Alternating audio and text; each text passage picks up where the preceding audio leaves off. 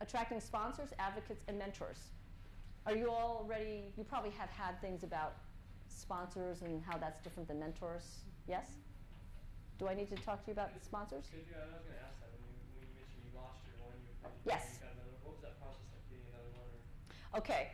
So sponsors are a very, very special category of people that are your mentors.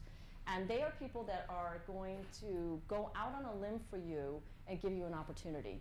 Use some of their own political capital for you, okay? And because it is so personal, it's not possible to go up to somebody and say, would you be my sponsor? And be effective. It's just not something you put somebody on the spot for. And you have to put yourself out there so that somebody says, that guy, I think he could do something. You know, so these are all people that saw me in action in some way and were so confident that they personally plucked me out and said, plop, I'm going to put her up there and see how she does. And I'm going to support her. Okay? So that's the kind of thing you've got to be chosen. All right? And you'll be lucky at any given time to have a sponsor. And that's where I talked about my years in the wilderness, when I didn't have a sponsor. That's when your career doesn't go as fast as it could. All right? Everybody needs to find their version of a sponsor. And it needs to be somebody pretty senior relative to you, because they need to be able to put you somewhere. Mentors, on the other hand, are just, you can have lots of mentors. And advocates are just people that will say nice. They'll be your supporters if somebody else says, yeah, what do you think of that guy? Oh, yeah, he's really good. They're testimonial people, right? You need all those kinds of people, though. So did I answer your question, though? How did I go about finding them? So you mentioned you have to be chosen, but yeah, and the first one I had because I invited him to a big pitch that I was doing.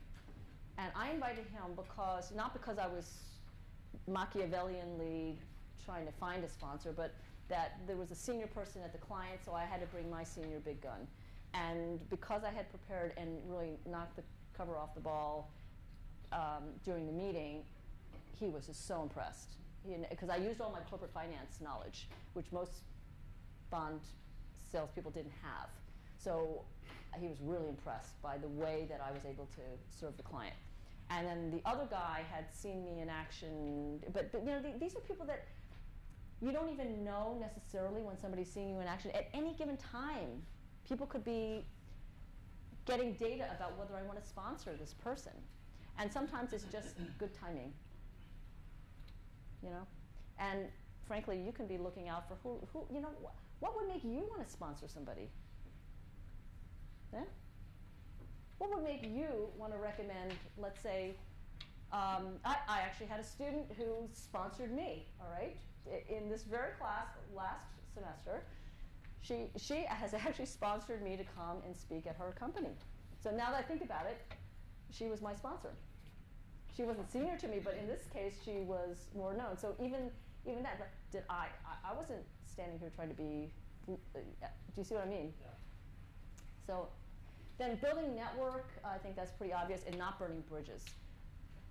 Whatever you do, don't burn bridges. You never know who is going to end up possibly being somebody of importance that can give you a job or be your boss or whatever, all right?